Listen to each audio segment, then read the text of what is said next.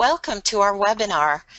We are covering IDEA today, Individuals with Disabilities Act, and we're going to give you an overview of IDEA and try to hit the most important information that you need to know.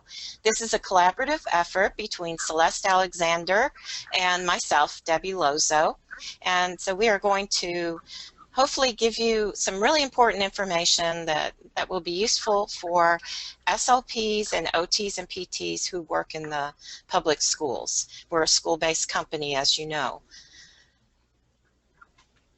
Okay, so in covering this course today, we have some goals that we want to provide you. First of all, that we'll identify key information related to the federal laws and state regulations concerning special education services in the public schools.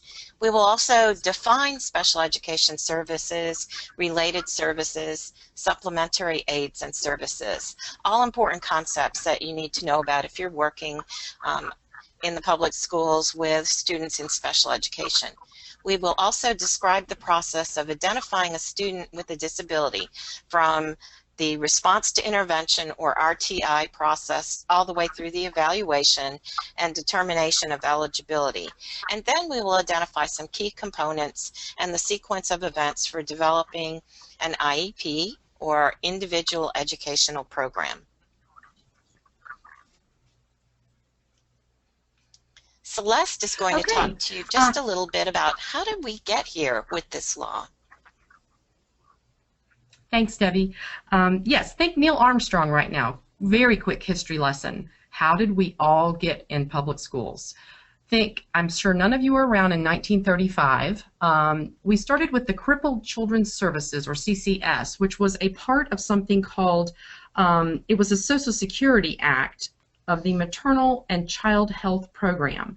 And there they looked at giving grants and monies to provide services for children with disabilities. So in that time, and think, just coming out of the Depression, trying to give programs to people to help get the country back on its feet.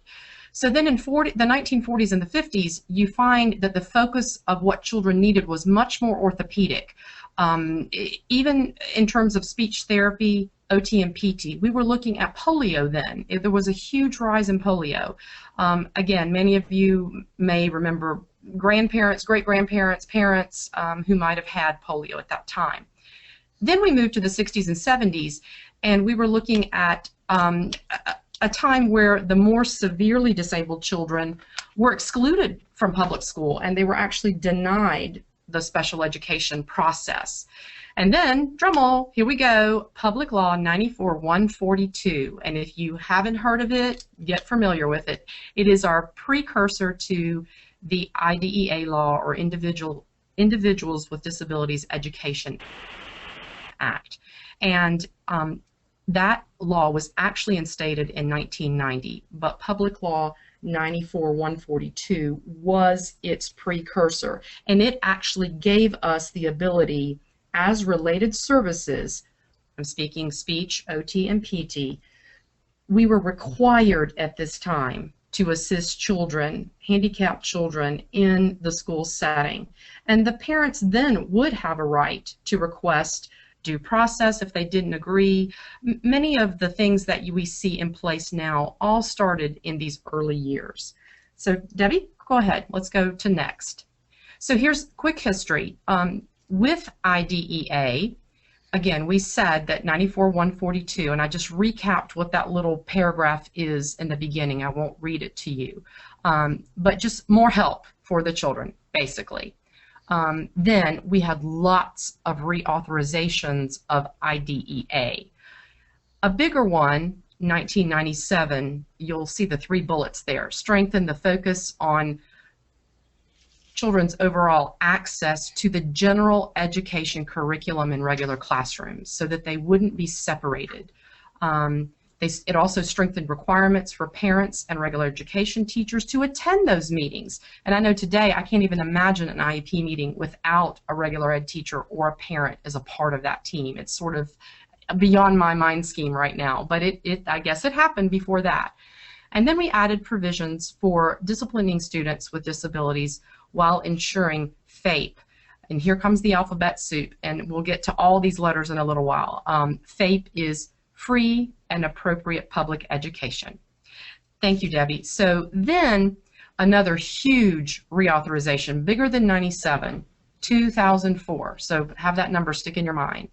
The IDEA was, the goals were to provide the least restrictive environment for that child, that the instructions were really specifically designed for that child's needs, specifically designed education, that you got to keep those words in your mind, fit the child's need.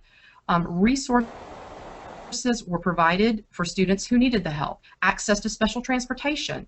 We looked at No Child Left Behind. We looked at no discrimination, and an environment for the students to learn socially as well as academically.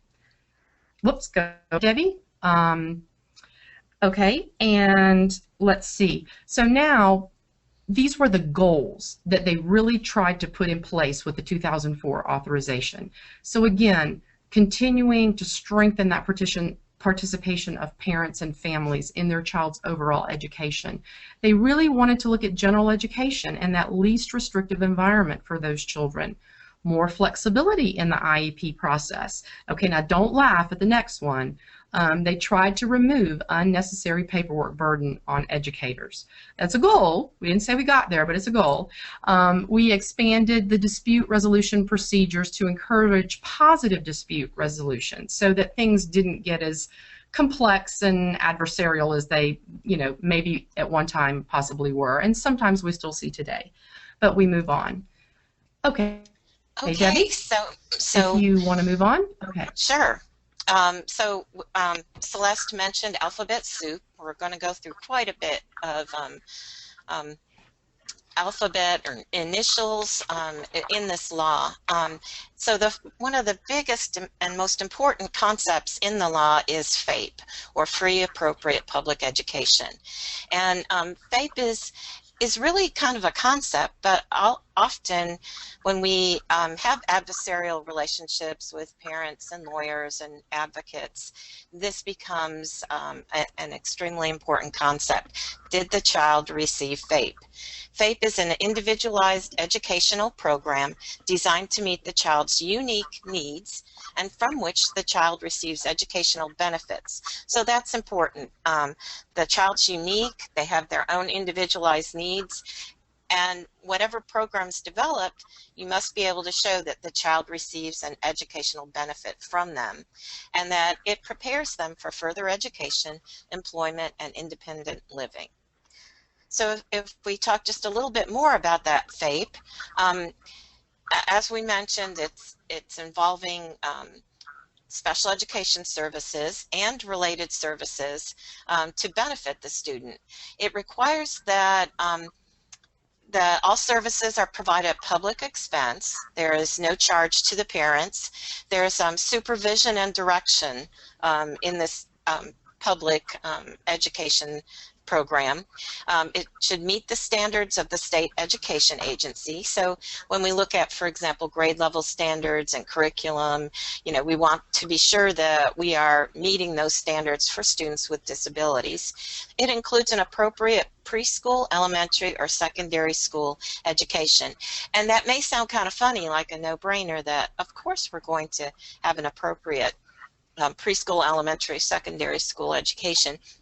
But sometimes private schools and other facilities are requested by parents, and sometimes those are not necessarily a typical school or a public school, so that's why that's in the regulation, just to make it clear that we're talking about public schools and at the different levels.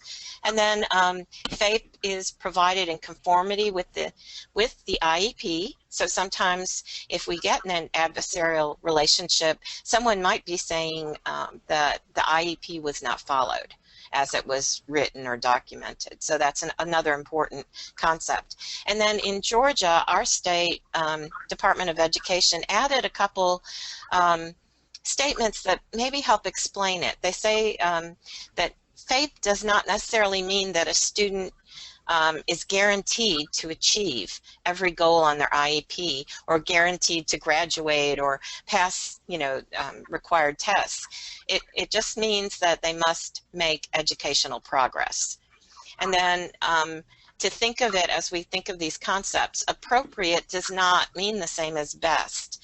We're not necessarily always offering a Cadillac if a Ford will do it, that kind of thing. That appropriate is a minimal standard that assures the student has the opportunity to make educational progress. So it's not a guarantee, and it doesn't absolutely mean the very best of whatever someone's asking for, but more that it's appropriate and allows the student to make educational progress. Okay, so as we talk about how do you define a disability? How do you know that this is a student with a disability? The school districts have the primary responsibility for providing these special education services to students, and that's really kind of what helps us all have jobs, because they guarantee that if a student needs speech therapy or physical therapy or occupational therapy and it's in the IEP, then it must be provided. So in order to define disability, or that a student must have an impairment that requires special education and related services, and they determine that through this eligibility and IEP process. And the student must have one of these categories. And in a little while, a little bit later in this presentation, we will give you more information on the definition of these categories and what's required to determine eligibility. But for now, let's just kind of talk through the different categories. A child with a disability would be a child who has one or more of these conditions. Mental retardation, which is now really called intellectual disability. And under intellectual disability, we have four main categories. We have mild, moderate, severe, and profound. And so we'll provide you a little information on that. But either they have an intellectual disability or they could have a hearing impairment, and that includes students who are totally deaf or students who are hard of hearing and maybe need a hearing aid or whatever. Speech and language impairments, which would include artic, voice, fluency, and language impairments. Visual impairments, which could include totally blind students or students with some kind of visual impairment. Autism, emotional and behavior disorders, orthopedic impairments, traumatic brain injury, other health impairments, which could include impairments through ADHD or attention deficit disorder, but also a variety of other medical conditions that could impact a student's progress, meaning making educational progress. And then specific learning disabilities, which we usually call LD, or learning disabilities. So those are the major categories, and if a student does not meet the definition or requirements for any of those programs, then they are not eligible for IDEA services. Okay, so what is special education? In 2004, they finally put in a more detailed, or a little bit better definition of special education, and it means specially designed instruction at no cost to parents to meet the unique needs of a child with a disability. So as Celeste mentioned earlier, think specially designed instruction when you think of special education. Schools must provide this specially designed instruction and by adapting the content, the methodology, or the delivery of instruction to meet those unique needs of the student. It also includes instruction conducted in the classroom, can include instruction at home when students have medical conditions or reasons why they can't come to school. Temporarily could be in hospitals and institutions and other settings. And it can involve instruction in physical education. We call it adaptive PE. Okay, so we have four key concepts that we really want you to understand, and these go along with FAPE, or in addition to FAPE. And so we have least restrictive environment, supplementary aids and services, related services, and then the Section 504 Rehabilitation Act of 1973. And though we have a short definition of those concepts here, we're going to go into more depth. So we will just proceed on and start with least restrictive environment.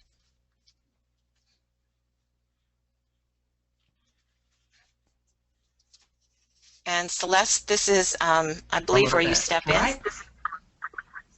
Thank you. Okay, so if you're thinking least restrictive environment, like Debbie said before on another topic, we think now no-brainer. But sometimes we really have to think through this as an IEP team or what we're going to recommend. So please know that a parent does have the right to have his or her child placed in a general education classroom in their neighborhood school, if that is the most appropriate setting and fits, again, that specially designed instruction that we're looking at for that child, and if it meets if it can support the goals and objectives that are going to be developed for that child. Again, the school district must make accommodations, provide supports, modifications, so the child can participate in all the school programs and activities with other children who don't have disabilities. And again, remember, we're moving out of this era where children were excluded. Remember what we talked about in the beginning, in the 60s and 70s. So this is where all this has been molded and shaped from, and there's a reason. So again, participation in non-classroom and extracurricular activities such as lunch, recess, counseling, sports, and clubs, again, to the same extent as a non-disabled child. And again, the parent has a right for the IEP team to consider a variety of different special education services to meet the needs of the child in the least restrictive environment. So it could be in a community daycare setting, or it could be if the child is hospital homebound. You look at that as a team. That's why you have the review meetings, your initial meetings. All of these meetings are supposed to have a purpose other than just to take up time in your day. So, okay, Debbie, keep going. Well, thank you. Again, a little more alphabet soup. LEA, your local education agency, or as we know it, your school district. They do have policies and procedures to ensure that to the maximum extent appropriate, and that's in red for a reason, that children with disabilities, including children in public or private institutions or other care facilities, shall be educated with children who are not disabled.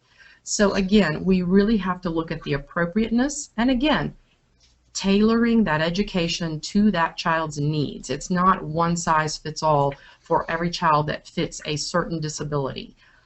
Special classes, separate schooling, or other removal of children with disabilities from the regular class can occur when the nature or the severity of the disability is such that education in a regular class, even if you're using supplementary aids and services, cannot be achieved satisfactorily. So again, the LEA, or as we just learned, the school district, has to ensure that there is a continuum, which means a selection of alternative placements. And as you'll see coming up, you'll check off every box on an IEP when you look at service delivery. And the first one you're going to see every time is general education, because that is what is the law, and that is what we are supposed to look at first for these children. So that is in a nutshell how we really look at least restrictive environment. And again, you have to think clearly about, okay, if you have a child with severe disability and a parent requests a one-on-one parapro, is that really the least restrictive environment for that child? Maybe not. Sometimes that can be perceived as even just putting them in a classroom, where they've got that constant attention, and that's not the least restrictive. So again, should be an open, non-adversarial discussion by everyone on the team. So, and Debbie, if you have anything to add, please just throw it in on those. Sure, just going along with what Celeste said, that you'll start, almost always you have to start with the general education classroom, and then you talk about why or why not the student maybe it's going to meet that student's needs. Will they be successful?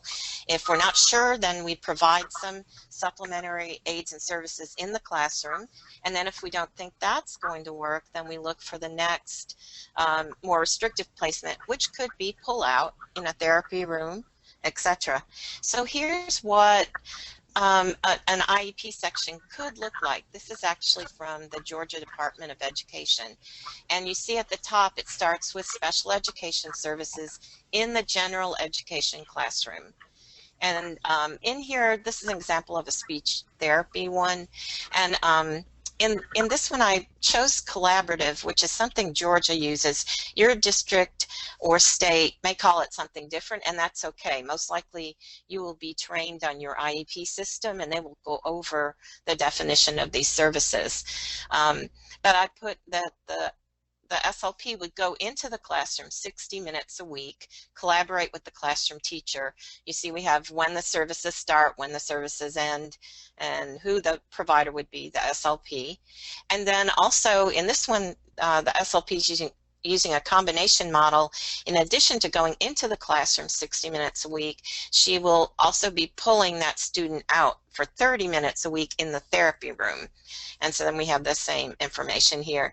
And it's also very important that you explain why the student is pulled out or not with their peers in the regular classroom. So there's some language there at the bottom. We'll talk about that a little bit later.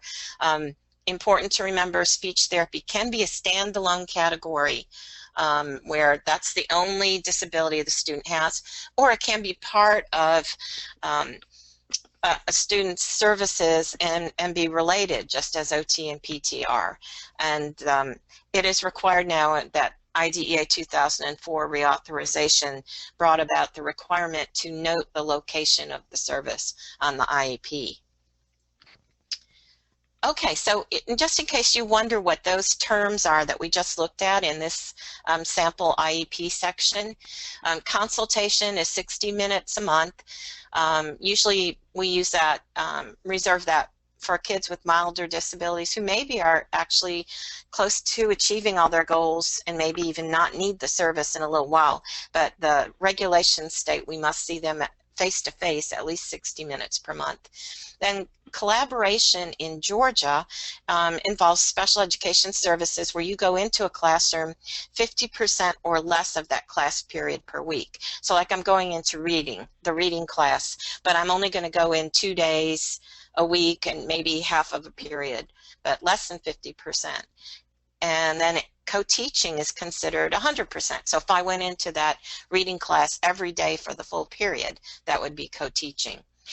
Supportive services could involve a paraprofessional in the classroom, related services, OT, PT, speech if it's a secondary disability, and then separate class usually means the special education classroom or the therapy room. And of course, terminology may differ from state to state, but we just wanted to give you an idea of how it could look, what it's like.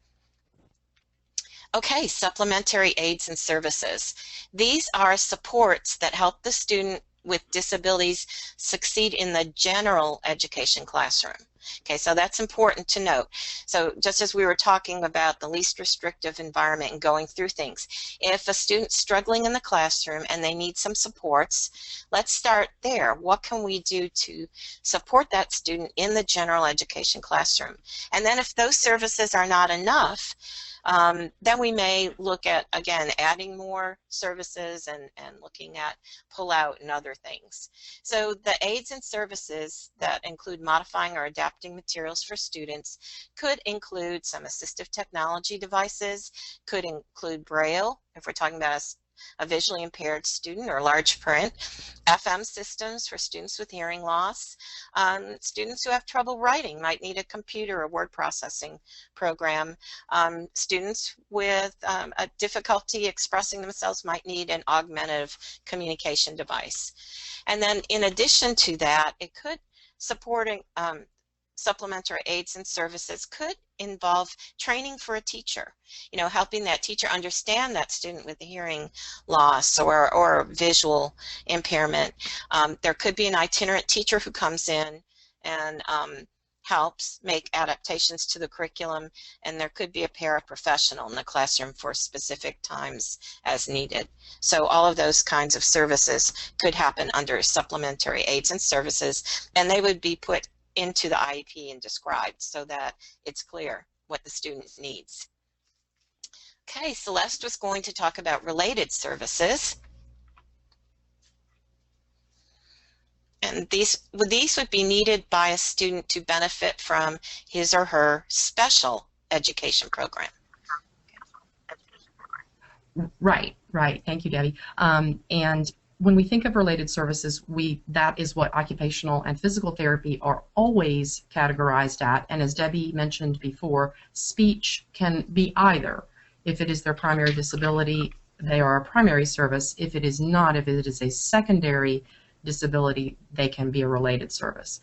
So when we think about anything that is needed to support that child's, remember, specifically designed, tailored to fit that child, we look at these things. Transportation, we just mentioned speech and how it can be one or the other. Audiology, psychological services, OTPT, recreation, including therapeutic recreation. Debbie mentioned earlier adaptive physical education or adaptive PE, or sometimes you hear it called APE if you want to add that to your alphabet soup list. Social work services, school nurse services are even considered related services. Counseling services and orientation and mobility services are geared toward, how is the child accessing, orienting, able to move through the environment. And it's sometimes related even more toward physical therapy, but also can fall under counseling services as well. And rehabilitative counseling, assistive technology, which includes that augmentative communication, and medical services really only for diagnostic and evaluation purposes only. So there's a list, and this is outlined. You'll find it on your Department of Education websites of your states, and this is by law who we are. Okay, Debbie, if you'll move me to the next one. Okay, Section 504 of the Rehabilitation Act. Okay, the reason that we go into this is because if the child does not really need that specifically designed, tailored instruction, but they need something, and they're in the general education classroom, we look at what's called a Section 504. So let's go back, a very brief history lesson again. We look at 1973. Oh, Debbie, will you shoot back one? Just push back one slide. Thank you. It's the first major federal legislation protecting people with disabilities from discrimination. And it wasn't only in a school setting. We were talking about employers and any service providers who receive support from the federal government. So due to the gap in coverage, Congress enacted the ADA, which I'm sure everyone is familiar with, 1990, and it protecting qualified persons with disabilities from discrimination. So it provides equal access for everyone in the public arena, anywhere from telephone, telecommunication. I think we see it all around our world now. So the Rehabilitation Act was sort of a precursor to that, so to ADA. Okay, so 504, it protects children and adults with disabilities. So we just said whether you're in a school setting or work setting.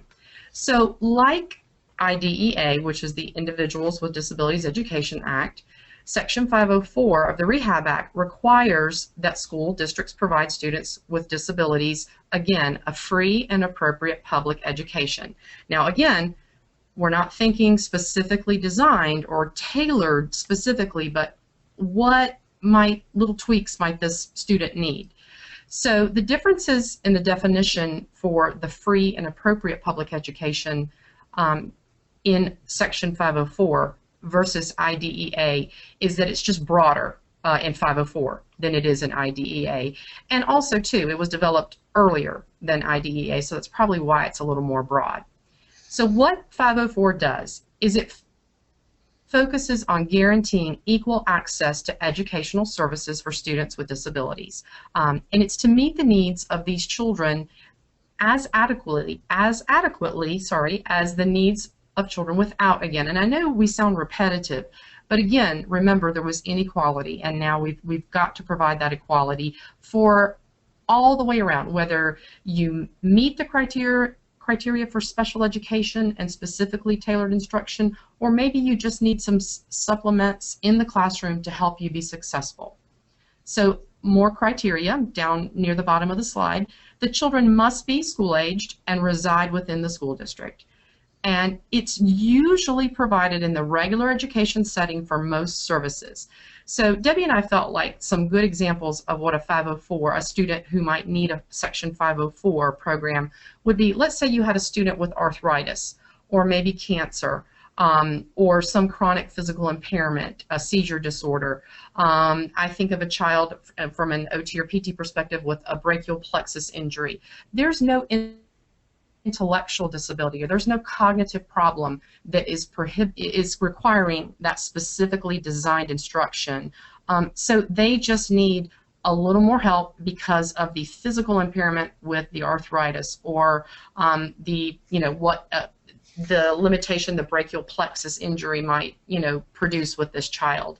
So that's really when we look at it a little more closely.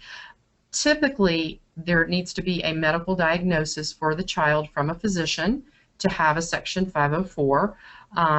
So that, again, just little tips and trades of what is usually encompassed in those programs. Okay, Debbie, if you'll hit the next slide, thank you. So let's look at, all right, if a child does not need this specifically designed instruction, what do?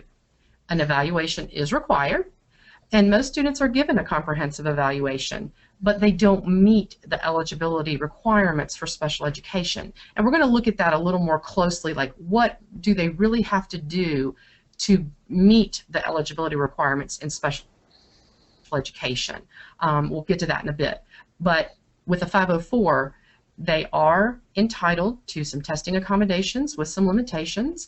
Assistive technology sometimes can be required, and sometimes maybe the only requirement they might need to participate in the regular education classroom. Maybe they just need an AlphaSmart, a word processor, or as Debbie alluded to, an FM system, which is a system that augments sound and provides a clearer sound for children in a classroom and sort of minimizes the distraction auditorily. Some of the rights parallel IDEA for discipline under Section 504, and they really look at, is the conduct of the child really a manifestation of their disability, is how they're looking at that. Again, 504 provides procedural safeguards for parents and students, but again, less than IDEA, again, that broader spectrum. And now the compliance responsibility falls on general education, because Section 504 funds come from general education funds, not special education. And most likely, and Debbie, you probably can add to this, is because it was a Rehab Act and it includes employers, everyone across the spectrum. So it's coming from a different pool of funds for the children to have this service. So, okay, thank you. Okay, so here's a great example. We alluded to it, but here we go again. This is a child who might be protected under 504, but not eligible under IDEA. Juvenile arthritis, but they don't require special education in order to receive that free and appropriate public education. Again, a student may be disabled because of a health impairment that limits a major life activity, maybe lack of physical strength. They may have limited strength and not be able to carry a heavy backpack full of books home every night in order to access, they may not be able to carry that backpack home each night. So in order to access the regular education program, they may ask for an extra set of books for the student to keep at home during the school year. This is a great example of a 504 accommodation. In OT, we do this often for children who have organizational problems and they can't keep track of their books, so they have an extra set at home because it is too cumbersome for them to take the books back and forth. Something gets left at school, something gets left at home, so you solve a problem very easily by having two sets of books. Again, but this student would not need specific instruction in the classroom. As the bottom says, this type of student doesn't require that. So here's a really easy chart, just side-by-side comparison. Under an IDEA, and this is, let me back up a minute. Both laws do provide free and appropriate public education, and they protect against discrimination of a child. So IDEA a student must be eligible for specific educational disability. And again, I know you're thinking, well, what is that? We'll get to that. We're coming. I promise, we're coming. Section 504, they might have a physical or mental impairment which substantially limits one or more major life activities. Usually they don't qualify. The disability is not, it may limit an activity, but it's not severe enough. So we would look at 504. Under IDEA, the services, here we go, we sound like broken records, are defined as specifically designed instruction and can include related services to help support and meet the objectives that we're going to create for these students. Under 504, the services are defined as special accommodations, here we go, in the general education setting. Just a little extra help. IDEA column again, the last bullet. FAPE is key, educational programs and to meet the unique needs of the child. So in order to meet that free and appropriate education, we've got to have that specially tailored instruction. 504, we provide enough support to make the education equal to the opportunities with a child that a child without disability receives. So I hope this is making a little more sense as to how the two compare side by side. And honestly, in our daily world, the Section 504s are really more exceptions than the rules, if that makes sense to you. And sometimes it is just a slight accommodation. Sometimes it can be a short amount of intervention. It really depends on the team and what the team decides the child really needs. So I think. And I guess one thing too, just to kind of relieve your questions about this, there's usually a person in each school who heads up the 504 plans for students, and there's usually someone in the district who's like the expert or go-to person with questions. So most of the time you won't have to deal with this, but occasionally you will find yourself in a situation where it comes up. So we just want you to have that background and understanding, but also know there'll be resources for you in your school to help you with those situations.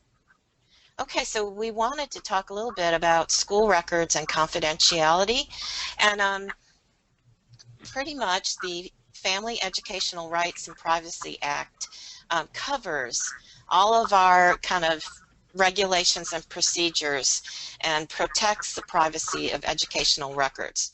These educational records can include health records as well. If you have a student with health issues that directly impact their educational performance, you may see that in as well. Parents have a right to examine these records. Usually they're kept and maintained according to the education or the school's policies. For example, a lot of schools will have a school file with confidential information, might have their IEP and other records, and then there's usually a district file where they keep those records for posterity, and so usually there's a combination, but it may depend on the school district. And now records are often electronic and saved within a system or an IEP. They'll have IEP software that includes being able to save records in there. So, again, as you start out in a school district, someone there will work with you on the system that school follows or that school district. Usually those records are kept confidential, as I mentioned. People who work with the student are able to access those files, but no one else, not just a teacher who's unconnected, a 5th grade teacher looking at a 2nd grade student's records. That wouldn't happen. It's only people who directly serve that student or work with that student. Parents can request a complete copy of the records. Sometimes those records get very large and school districts may charge a fee for a copy of the records. Schools must keep a log of who asked to look at the records and why. And parents may, and I've had this happen before, decide that they do not want something in those records, or they don't agree with what the school district put in the records. And so there are legal procedures to follow if the parent wants something taken out and the school district feels it needs to be left in. There are steps that are handled to deal with that. And students can, or parents can always write a letter and say, I don't agree with something in the records, and have put that in the records and leave that there for anyone who accesses them to see. And then there is a complaint procedure with the U.S. Department of Education that they can also follow. And Hi, Celeste, Debbie. This is yes, this is Amy. Could you scroll up on your screen? We can't see the very bottom, I don't think, of that slide. I don't know if I can scroll up any farther. Okay, great. Thanks. Celeste, did you want to say anything about HIPAA here? Well, there, in terms of, I think Debbie, you probably hit on it. When it comes to maybe the medical records that might be in an education part of an educational record, I think we have to have some sensitivity for that, and also know that if you need to communicate with a therapist outside of the school setting, a physician, anyone, there is a form that is required that the parent signs to give you permission to communicate with those folks. You are welcome to. We just need to get permission back and forth, which I think probably covers under FERPA and HIPAA if those folks are working in a medical facility. So I think that sometimes we feel as if we're covered under HIPAA, but I think it sort of dips into both. But the main thing, like Debbie said, is we're protected under FERPA. But always keep those HIPAA policies in the back of your mind as well, too, for medical information on a child. And really, in addition to the confidentiality, we need to think of these records and the IEP as a legal document. And so Yes, you want to be very careful in yes. how Thank you, you Debbie. handle that.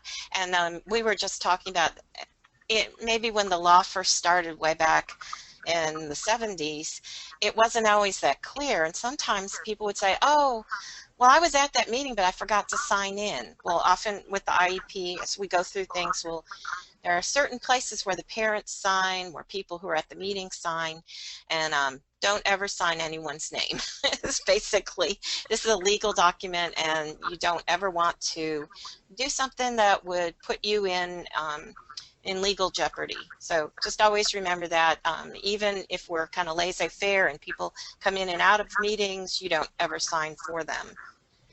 Okay, Right. Well, oh, go ahead. Debbie, I'm sorry, can I throw also too, if it's a year down the road and I'm desperate to find out who the therapist was in that meeting, I need to know who that therapist was in that meeting. So please make sure that you've signed in. You never know when those things will come back. And as Debbie said, she and I have had some wonderful occasions to sit in, mediations, legal IEPs. So again, I can't stress highly enough, what you write is subject to legal scrutiny. And again, if you have a child, you wouldn't want something written about your child or that you wouldn't be okay with someone else viewing or seeing.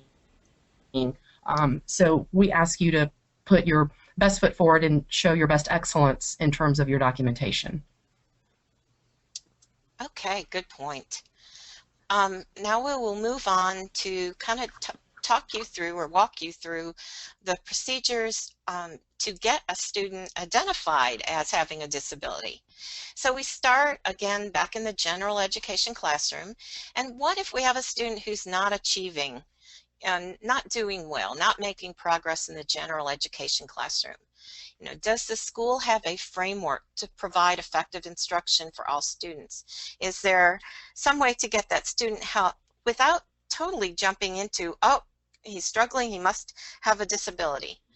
So recently, when IDEA 2004 was passed, they put in some provisions that are, again, the language and requirements are just a little bit stronger than they used to be.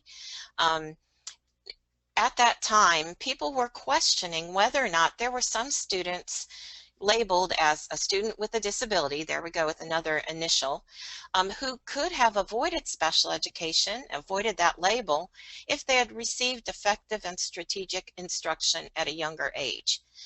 you know, most of us who've been working in the public schools for a while would say, yes, we probably have met a student here or there who really didn't need to be labeled as having a disability if something had happened earlier on to help them, you know, at a younger age. And then there were questions about the student population, or the over-identification possibly of students with learning disabilities, that number has grown disproportionately over the past several years. And possibly not all these students actually have a disability. Maybe they needed some kind of effective and strategic instruction earlier on. So those are some of the questions that were being raised in Congress. So in IDEA 2004, there's language that says a local education agency may use a process that determines if the child responds to scientific research-based intervention as part of the evaluation procedures. Okay, so that is where that language came to be called response to intervention. And it basically is a special ed referral process to provide the student with extra help before going on and doing an evaluation and trying to identify a student as having a disability. So what is it? It's based on research indicating that many students would respond to high quality instruction and intervention and therefore may not need special education services. And Dr. Doug Fuchs and his wife as well at Vanderbilt University kind of spearheaded this movement and have done a lot of research on it, and found that there were many students who really did not have a disability. They just needed some high quality instruction or intervention at a critical point in their learning. So here is kind of the definition of intervention, looking at instruction that's matched to student needs, looking at a student's learning rate over time. So, you know, we were all trained to take data, not always general ed teachers as much as special education and therapists, but actually using that data to look at a student's learning. You know, is graph it even, is learning going up? Is it going down? Are we closing the achievement gap, getting that student closer within range of grade level? Now there are some challenges for SLPs, OTs, and PTs in looking at these criteria, but you know, we need to start here to gain an understanding of it. But basically we're looking at multiple levels of interventions. The purpose of this was to become more proactive, to provide more opportunities for early intervention, really kind of force schools and school districts to look at what they're doing to provide support to struggling students. See if we can prevent some of these problems with educational progress or achievement, promote a shared responsibility and collaboration, work together to help students who are struggling, provide data that's relevant to instruction, reduce that over-identification for some students, and reduce inappropriate referrals and identification for special education. So I am not sure, just as we talked about some of the goals for the new IDEA 2004 when it came out, I'm not sure all of these things are always successful, but I do know that every school district is trying, you know, to provide this as much as possible. They talked about in the regulations and having an intervention model, and many school districts adopted a pyramid of interventions model, and I'll show you what that could look like in a minute. But it was a framework for understanding and trying to organize this pre-special ed support system that is needed. And many states already had some kind of pre-referral process. If you work in Georgia, it was called SST, Student Support Team, but other states have that process and might call it something else. So here's an example of a pyramid, and if you go on your state Department of Education's website and Google, you know, or search for interventions or response to intervention or pre-referral, pre-special education referral, you'll be able to find these, and each state kind of has their own framework for it. But here, this is just a good example of what you might be looking at. We have at the bottom whole group instruction. The classroom teacher is responsible for all students and providing, you know, the best instruction possible, and that could include differentiated instruction for students who are struggling a bit. But if after the teacher, you know, tries a number of things and feels like it's not working, then the teacher would go to a smaller group intervention, and this again would take place in the classroom. Now, some school districts have intervention teams who look at data and make suggestions for the classroom teacher, so the classroom teacher can be supported. Most of these, we're calling these tiers, tier 1, 2, and 3. Most school districts have an intervention team. It might be the 2nd grade team or the 5th grade team, or it might be just called the RTI team. But they have teams of folks who meet. Often there's a psychologist in the group and other specialists, and they make recommendations to help the teacher help the student. But even after that, and taking data and working with the student for a while, if that's not successful, then we go on to a more individualized approach, which comes in at tier 3. And sometimes there's a core team or interventionists who are involved. SLPs are often involved throughout the process, but maybe more likely to do some actual hands-on interventions within the classroom with the student at tier 3. So all of these tiers, there's a in this pyramid we have 4 tiers because some states have more than 3. Most states have 3 tiers. Georgia has a tier 4, which is basically special education and specialized programs. But basically, if a student received all these interventions, they're at tier 3, and they're not making progress, then the team may recommend a comprehensive evaluation. And so that would begin the process of looking at evaluating and looking at special education. And what's important is that students, if the interventions are successful, students can go back down the pyramid. So maybe they get to tier 3 and they finally find something that works for that student, and that student, it clicks, and that student's doing well. So then they go back down to maybe smaller group intervention, or maybe even whole group, and not needing a lot of extra help because whatever it was that intervention was successful. And then it also relates to behavior as well. So on the right-hand side, you'll see the individual behavior plan, classroom management, school-wide discipline, all of those things also relate, as well as academic instruction. Okay, so what's in your state rules? This is kind of a good point to remember, that you may want to go in and take a look at your state's website and what they say about pre-special education referral, that response to intervention, providing interventions when students struggle. We do know, though, that in the law it says to determine eligibility for special education, you must have the current school year's data on that response to intervention. What interventions were tried, how successful was it, where are the, like a chart or a graph of how the student's progressing. And then the tier 3 team would take a look at that information and possibly recommend a comprehensive evaluation. They also look at a student's performance on their grade level standards. So they're looking at the total child at this point.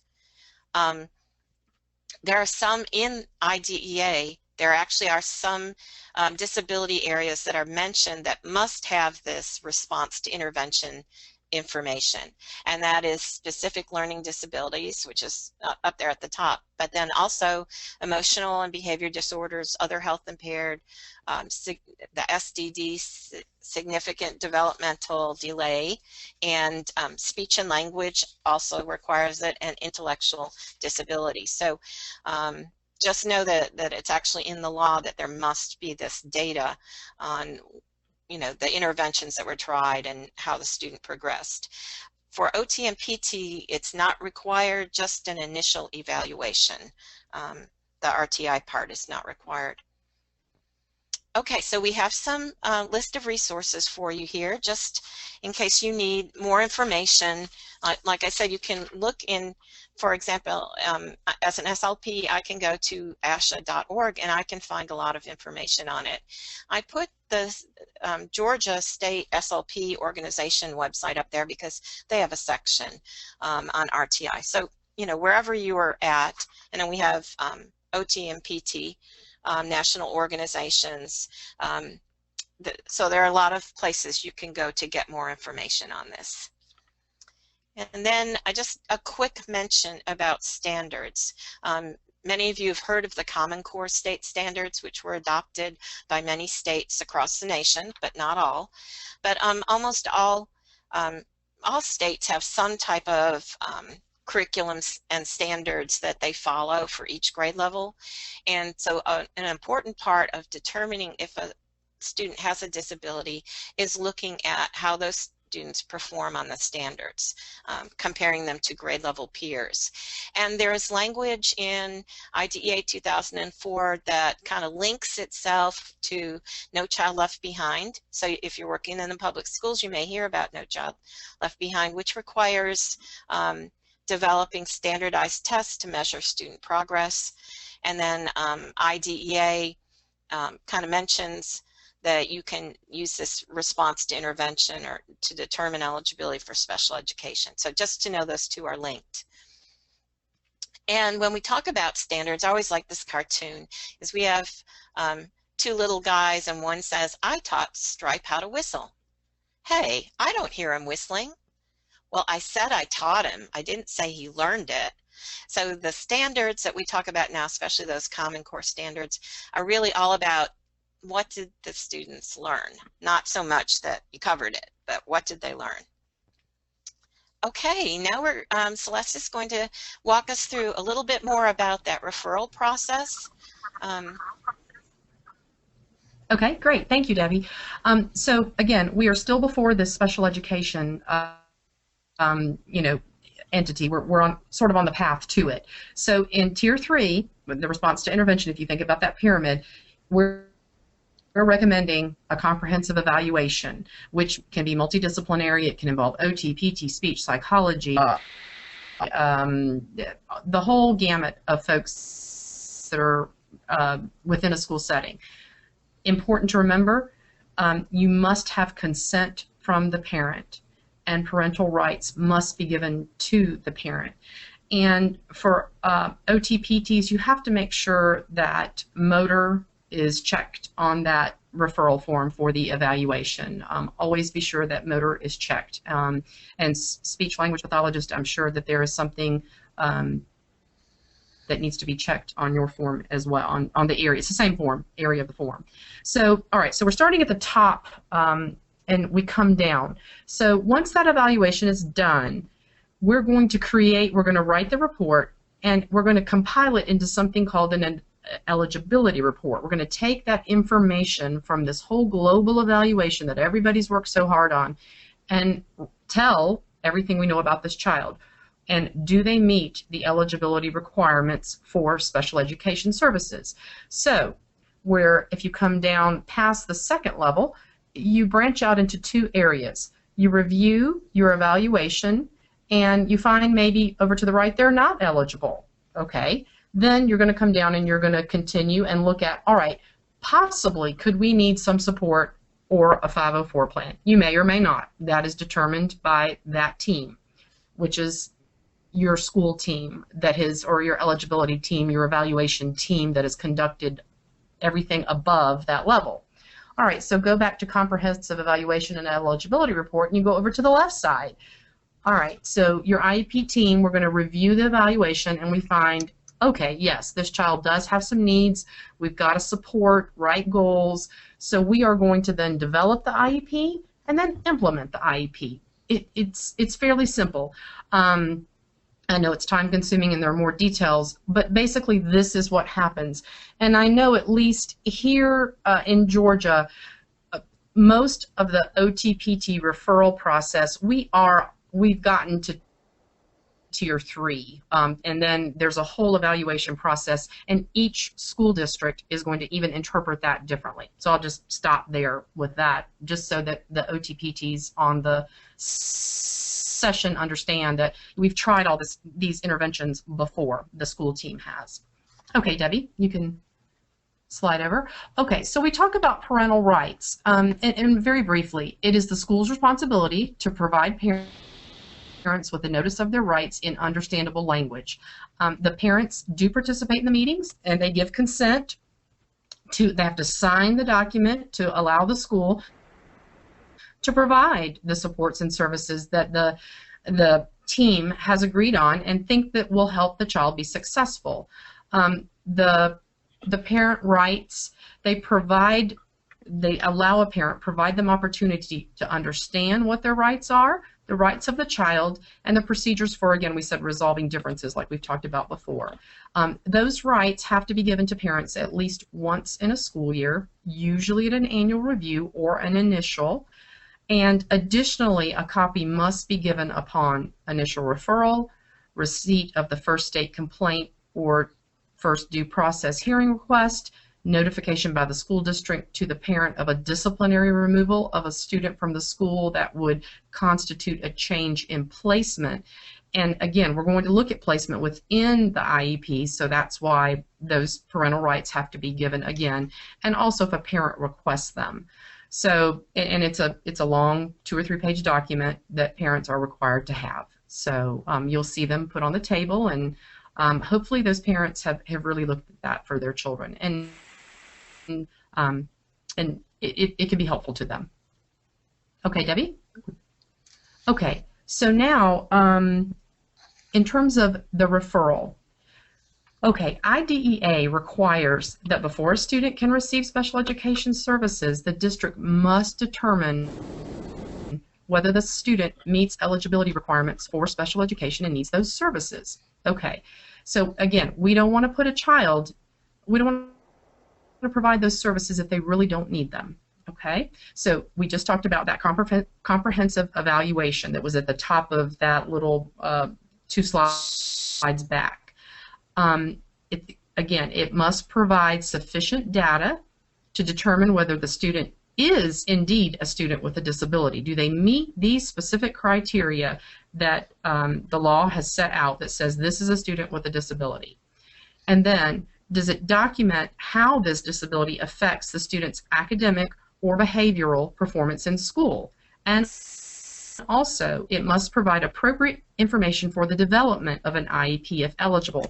And basically what that means is that evaluation has got to list the, the deficit areas, the strength areas, and also how is it going to impact their educational performance in school, like number 2 says. So I don't want to repeat myself. So, okay, so then this multidisciplinary team goes about referring their person. So when a referral for special education is made, the team and this comprehensive evaluation will happen. So as I said before, it can be a psychologist, an educational diagnostician, a speech language pathologist, an OT, a PT, anybody else as appropriate to the evaluation. So the team is then responsible for assessing the students in all areas, and this is important, related to a suspected disability and in any other areas deemed relevant. Again, and we're looking at the school setting and how it could impact educational, behavioral, and even functional performance. So always, if you're a part of this multidisciplinary team, always make sure that there is a hearing and vision screening that has typically happened during the RTI process, and the results should be no older than a calendar year, because we don't want to make an assumption that a child has a disability, but then again their vision and their hearing haven't been screened recently. And sometimes that falls through the cracks. It usually doesn't, but sometimes it will. So you have to be, I say, dot your I's and cross your T's and make sure that that's there. The parents will then be asked to provide input during the evaluation process. They are considered a member of this child's team. Their information is valuable in developing the total picture of the child. So please always remember that. when you are taking a history, something like that. So the big deal here is, again, we've got to look at impact on educational performance. So before we can even say that a child is eligible for special education, remember, we have tried a number of interventions and to this child, and maybe they haven't worked. So that's why we're at this stage. We're still saying there's an impact in their educational performance. So again, these interventions should have been provided through general education. We're back to just reviewing RTI a little bit, in addition to the traditional instruction that happens. It may have varied in duration or intensity of support, and that's going to be noted in that data.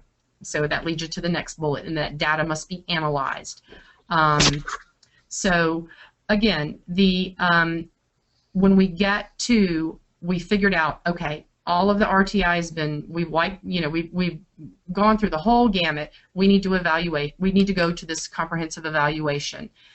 Here are what we need to do when some of these evaluations often may use the following things: individually administered tests and tools that look at academic achievement, cognitive ability, social emotional behavior, speech language, parent and teacher child questionnaires, adaptive behavior, motor issues.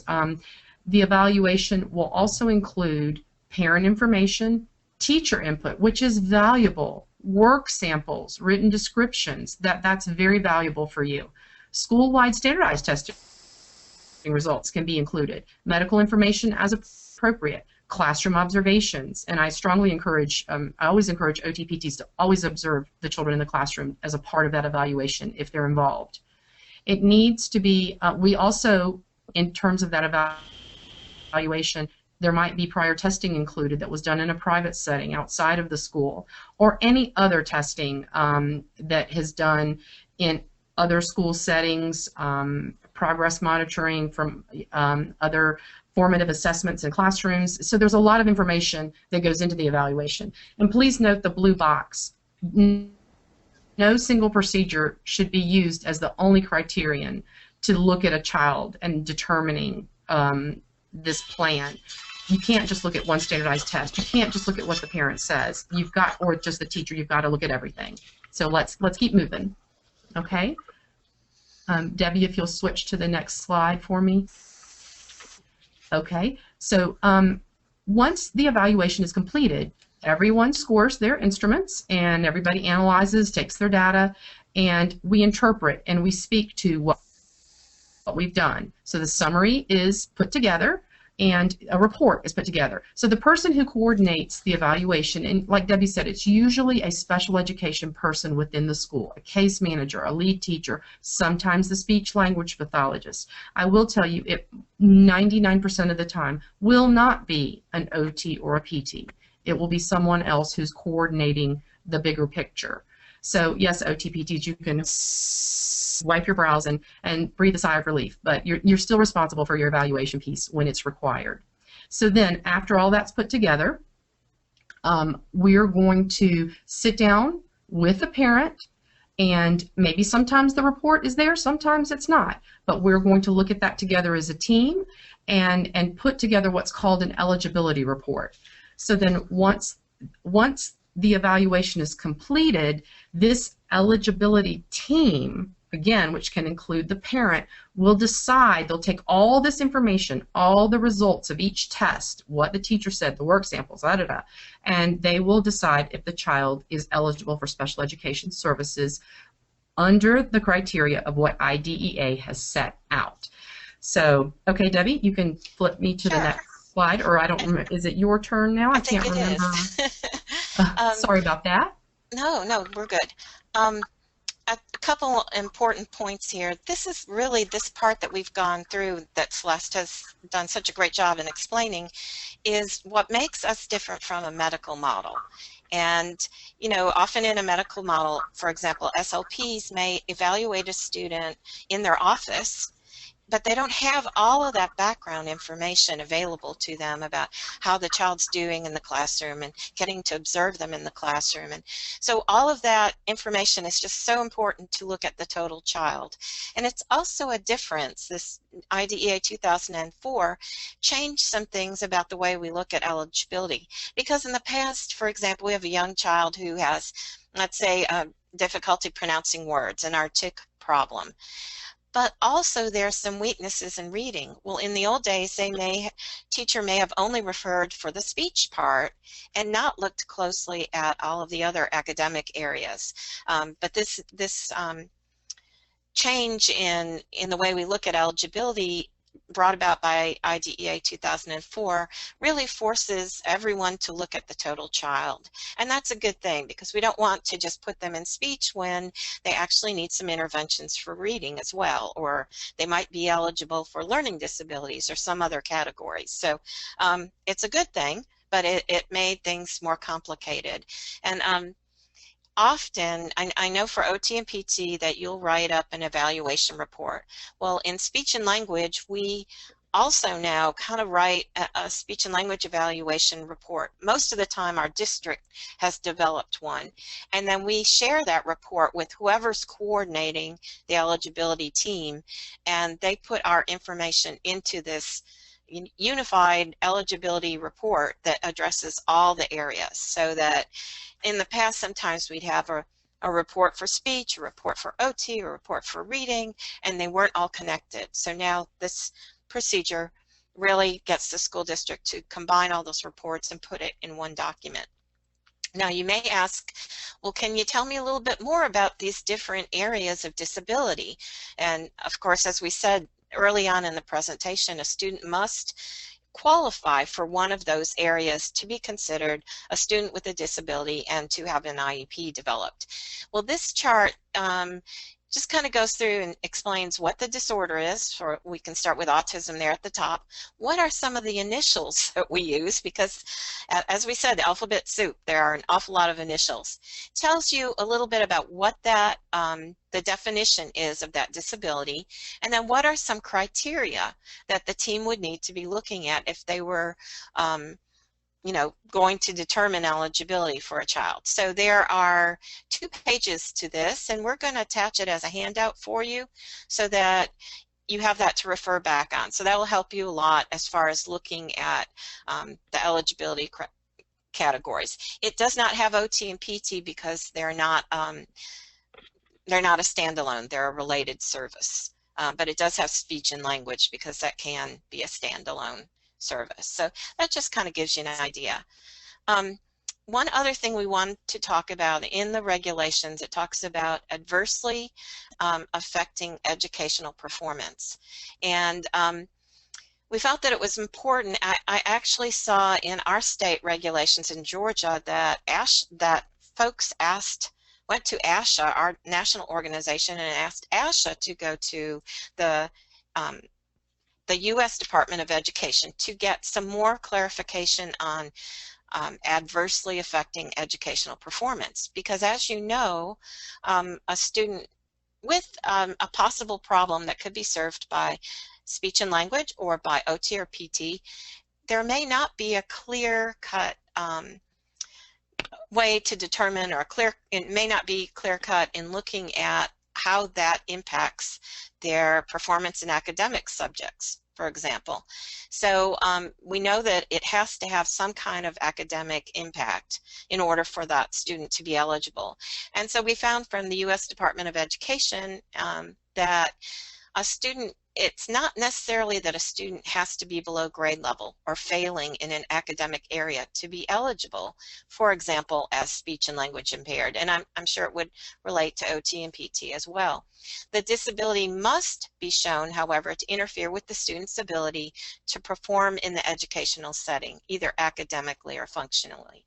So for example, if we have a student with a stuttering problem, and some of the Common Core standards relate to being able to share information and participate in classroom discussions, one-on-one, in small group, and whole group. And if a student has a stuttering problem that interferes with that, then that can be a reason to say that it's adversely affecting their educational performance. There are a lot of different ways to look at it, but this at least makes it a little clearer.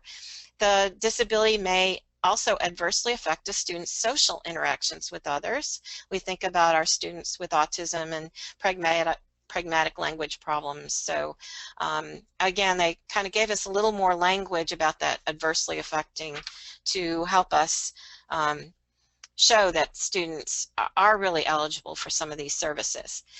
Celeste, would you like to say anything more about that?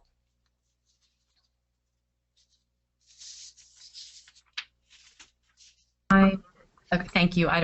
Thank you, Debbie. That's sort of our barometer for occupational and physical therapy too. We really have to look at what is impacting the classroom or educational performance, and it can be looking at academics, and it looks at functional skills as well. So it could be a non-academic area, it could be fine motor skills, it could be behavioral or social, daily life skills,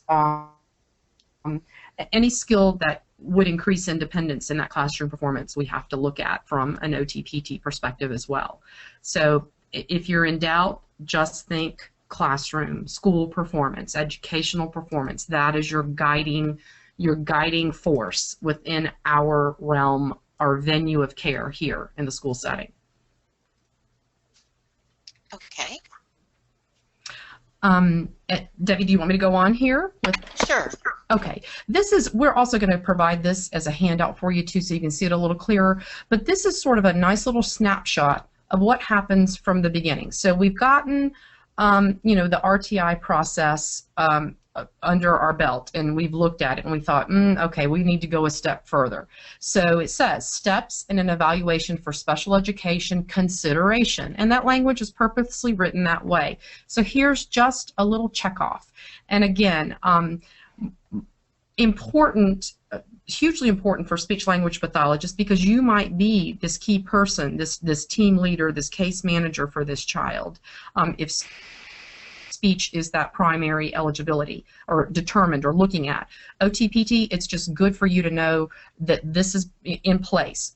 Again, looking at the hearing and vision, making sure you got parental permission, and all of that needs to be in place, because we don't want to evaluate a child that has not really been brought forth for an OT or PT, or even if speech is a secondary or related service. We don't want to evaluate that child if we truly don't have permission and it's not needed.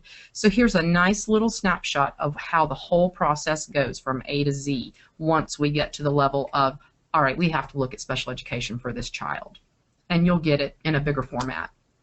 And then just another view, Debbie found this really nice pyramid. So when we're looking at, all right, we've determined this child is eligible, we've got to develop, again, this individual educational plan, or the IEP. This is going to be the roadmap, the pyramid. And I love the way this goes higher, because if you think of, even like if you go back to Maslow's hierarchy of needs, or you look at any sensory integration pyramid, the top is cognitive educational learning and self-actualization. We've got to get that child to where they can learn in this environment, because it's crucial for them. So we start at the bottom. We look at present levels of both academic and functional performance. Where are they right now in these areas? What's their level? Boom, we talk about it. Then we go, what are their individual needs? So these skills and deficits, what are the needs? What are we looking at?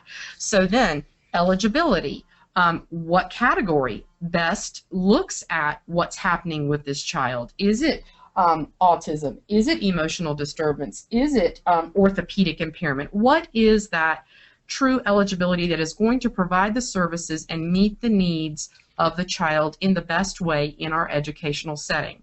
Then we write goals and objectives that also scroll back down to where are these present levels? What are the strengths? What are the weaknesses? What are the child's needs?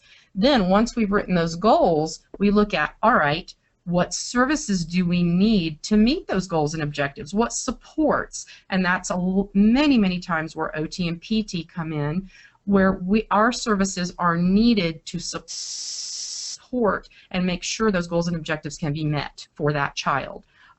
Then we look at, I'm almost at the top, we look at accommodations and modifications. What else might we need to really make this the most appropriate educational plan for this child?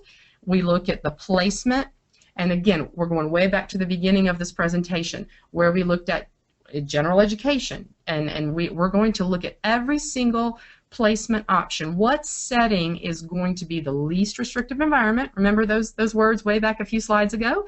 And also, how is that service going to be delivered? And then here you go at the top, you've got the document. So there is really a methodology. There is a method to this madness, we promise. There's a reason it's structured the way it is. It may not seem logical when you first look at it, but it really, really is.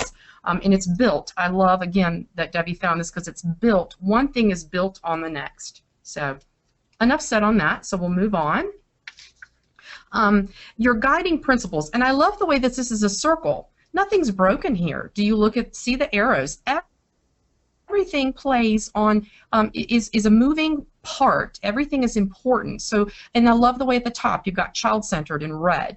And then, you know, it is a shared responsibility for all of us, parents, the whole team. I love this next in the blue. Special education is a service, not a place. Least restrictive environment, where are we going? How are we going to serve this child? Since it is a service and not a place.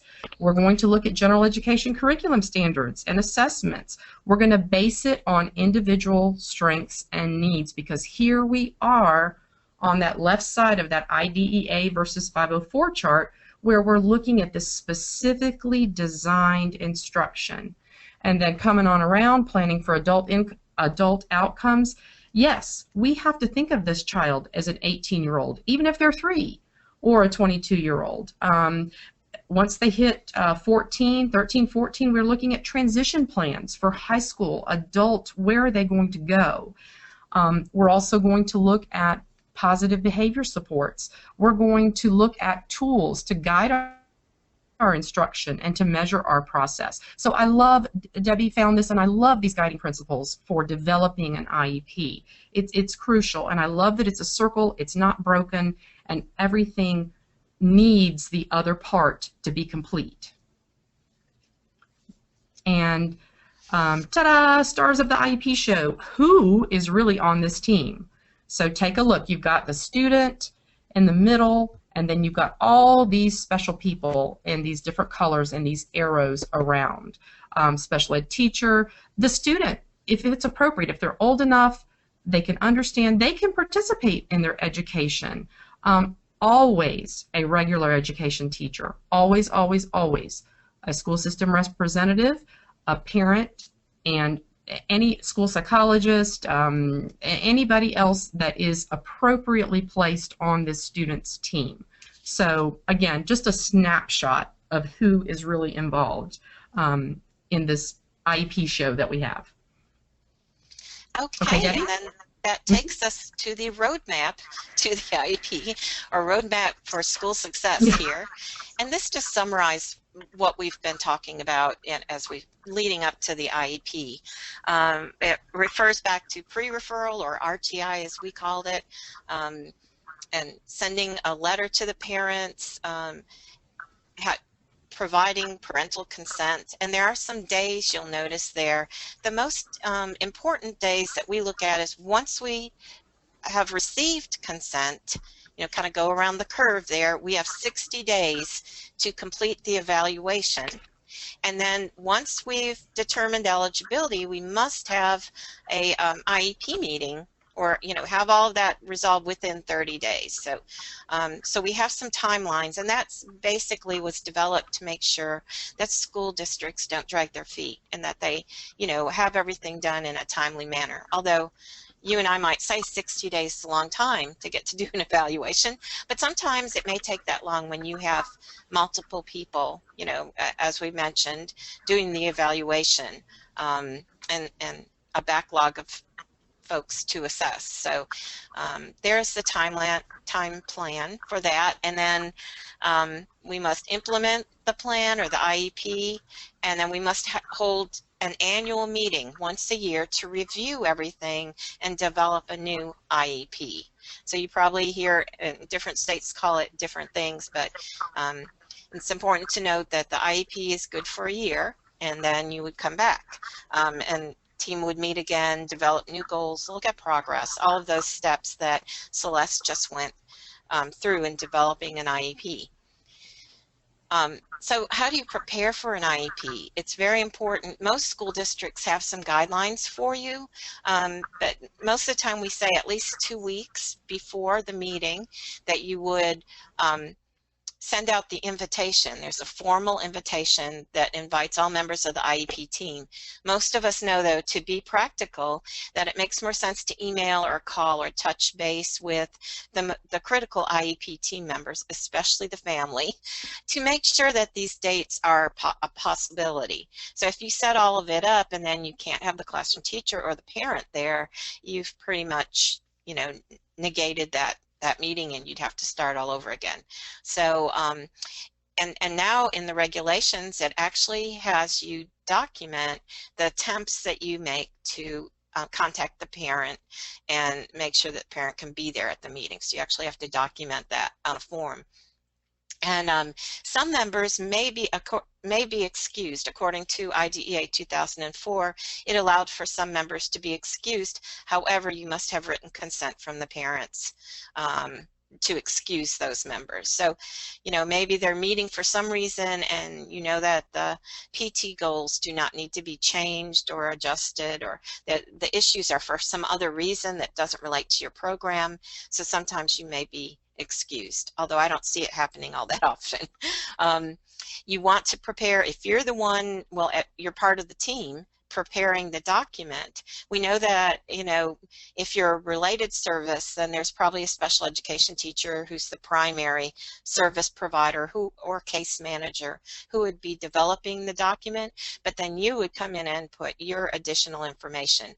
Often has something to do with their performance levels, how they're doing on their goals, a progress report, drafting new goals. There are many things that you would be involved in, even if you're not the case manager. Some districts require that a draft IEP be sent home a week or so before the meeting.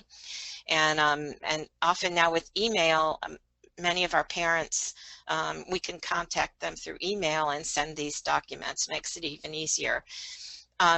I always say this to new folks coming into the school district, that you must keep a calendar, because there are so many things, so many meetings that go on. In fact, Celeste and I both recommend that you develop kind of at the beginning of the school year, you chart all of the meetings that you see, all the annual reviews and meetings that you know ahead of time will come up during each month, so that you have kind of a yearly plan. And then being a related service, sometimes people forget to invite us. So also being proactive, and you see, oh, these are the IEP annual reviews that are coming up in the month of January. I'm going to contact those teachers and remind them I need to be at that meeting, or ask them if they've set a date yet. So not that you have to do that for every situation, but being proactive can help you a lot.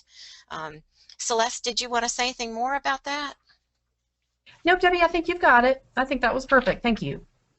Okay, so now we're going to talk about the major components of the IEP. And to be honest with you, we know this has been a long presentation. We're probably just going to skim over some of the highlights of these, but then you have the more detailed information here in this PowerPoint, so you will have access to this handout. So the major components of the IEP, there are 8 of them.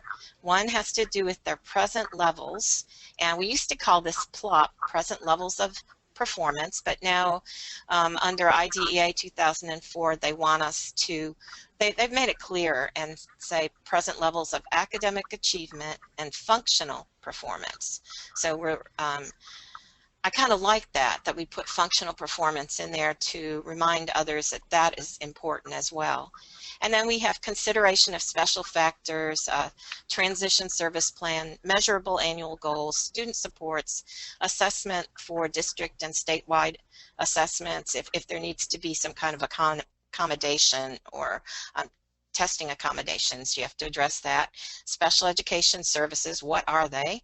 And then extended school year. So those are the 8 major components. And I think Celeste, you're going to talk about the present levels of academic achievement and functional performance. Right, and as Debbie said, we'll try to keep this quick. You're looking at you're writing a summary of academic and functional performance, and again, academic, we look at reading, writing, math, things like that. Functional performance, we're looking at things that are non-academic, can include a communication for the speech language folks as well. But we're looking at how the disability affects the student's involvement and progress in the general curriculum. Against that, what can and cannot they do, or they cannot do, how the disability affects school performance in those non-academic areas. For preschoolers, how it affects the child's participation in activities that are really appropriate for their age and their curriculum and developmental level. We describe the child's unique needs that result from the disability. Again, specially tailored instruction. We're looking at this child, not 75 children that have the same disability. We're looking at data that describes the strengths, challenges, and needs. And that will come from those assessments that you did, if it's an initial IEP, or maybe a reassessment if this is a review of an IEP, or just your data from the goals if it's an annual review. But you're going to pull from that. Then, so this is a nice slide that shows you the areas that look at functional performance versus academic. I don't need to read them to you. We've talked about them again. So Debbie, keep going. I'll let you. Okay. So here are some sample statements that you might find in a present level that are descriptive of this child. Jay has language processing problems that make it very difficult for him to understand both stories and textbook materials. Then R has difficulty interacting with peers. His verbal interactions are negative 85% of the time as measured by teacher charted data on a 5-point rubric. So again, you've got some data, you've got statements of how it's affecting him or her in the curriculum area. You can have test scores, documented there in that present level. So this is sort of where you're writing the summary statement of where this child is, the bottom level of that pyramid that we looked at a few slides ago. Okay, Debbie? Go ahead. So then we're moving along within developing the IEP. So after we've looked at where these present levels are, how are they doing, what are they doing, we're going to look at special factors.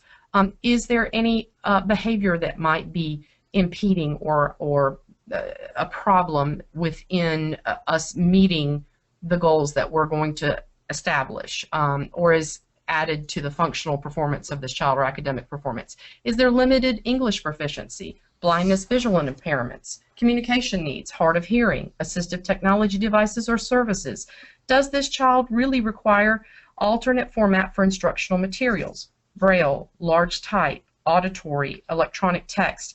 Do any of these factors impact this child, and do they need consideration in terms of how we're going to develop the rest of this document or this educational plan? So let's not overlook these. We usually look at them, but they really spell them out for a reason, because we don't want these factors to be a hindrance in this child being successful in that classroom. And then we look at a transition service plan, which by law must be developed no later than 9th grade or age 16, whichever comes first, and it can be done earlier if needed, and it's attached to the IEP. So we're looking at how are we planning. Remember in that circle a couple of slides ago, we're planning to go toward adulthood. How are we looking at this child's future, especially when they get a little bit older? So that's also a part. Then we look at measurable annual goals. Next, so think of that pyramid again. So we've looked at the eligibility, we're setting goals. We're going to, the goals need to help the student meet and enable them to be involved and make progress in the general curriculum standards and functioning. They must also meet the student's other educational needs that result from their disability. So the non-academic areas that we looked at, the fine motor, the communication, the social, the goals should align with what you've set in your present levels. Okay, so you shouldn't be writing a goal for something that really wasn't mentioned or is a problem that was listed or maybe not listed in a present level. It needs to align. It should include annual goals and short-term objectives for most states. Now there's a qualifier. All IEPs look different. We have numerous different school systems. They all look different. Some have short-term objectives, some have annual goals. It just really depends on your school system. And if you need help deciphering that, Debbie and I are always available. The folks in your schools are always available to help you figure that out as well. Teachers, you should be collaborating with your teachers, so that should help.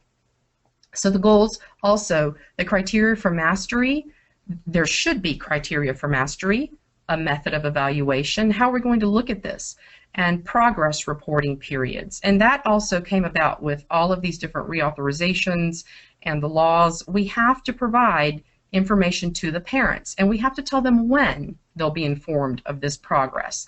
So these are pieces of how these goals have to work. Okay, Debbie, so okay. Celeste, would you like me to continue on now? Pick up here? Yes, if that's okay. Sure. Yes, thank you very much. I appreciate it, Debbie. Thanks. Okay, so this is just a quick little slide that encourages you to write SMART goals. And we won't spend a lot of time on this. Writing goals could be another training at some point, but just to make sure that your goals are specific, they can be measured, they can be achieved within 1 year or less, they're relevant based on that present level of performance that we just talked about, or the PLAF, and they're time bound, that you're going to be measuring their progress in intervals.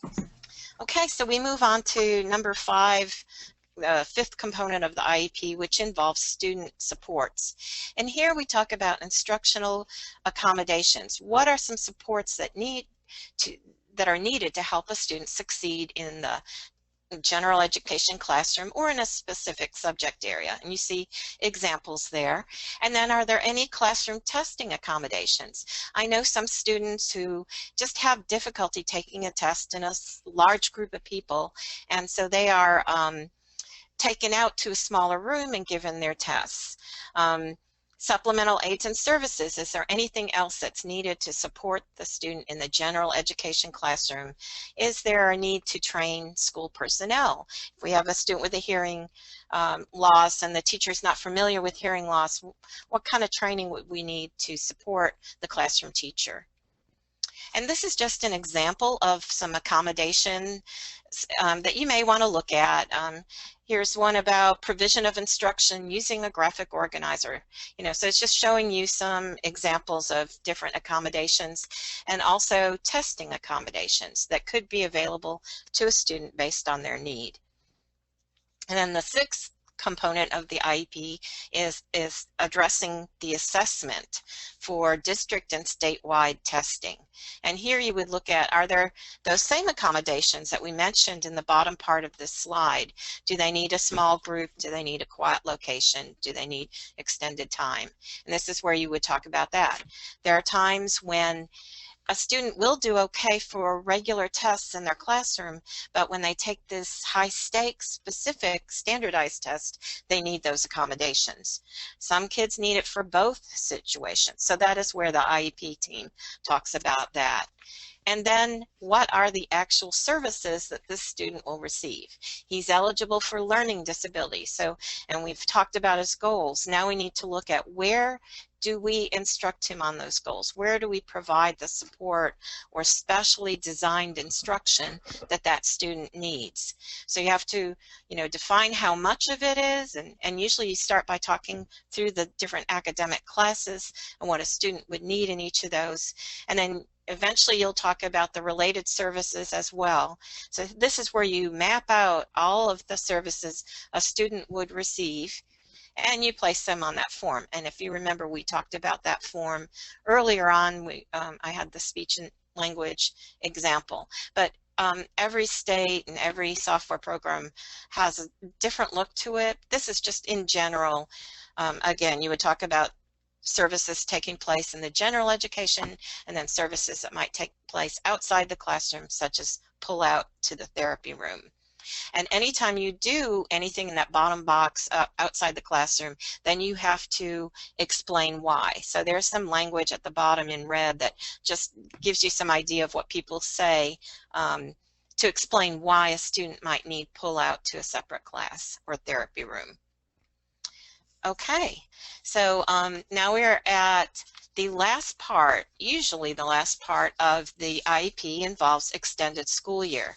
And here we would talk about whether or not a student may need some services over the summer or when there's a break in school.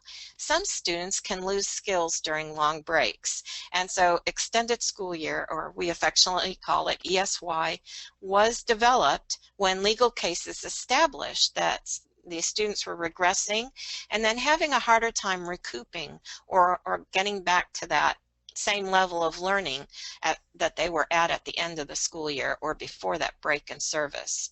So most people have heard of these services, and so it's important to know every school district kind of develops their own guidelines to help you determine if ESY is needed. There are some regulations about it, and I won't go into great detail with those, just that you kind of take a look at these, and then hopefully you will receive training in your school district about it. But there are definitely guidelines that will help you determine that. Okay, in your resources, we also included an article about two articles actually about things that would help you just understand the IEP process, and one's called Avoiding Procedural Errors in Individualized Education Program Development, and this is just a chart from that article talking about the do's and don'ts of developing an IEP. So again, take a look at that and know that the chart is in larger, easier to read format within the article we provide you. Okay, we also provided you with an article called 6 Things to Never Say or Hear During an IEP Meeting. So I hope that will help you.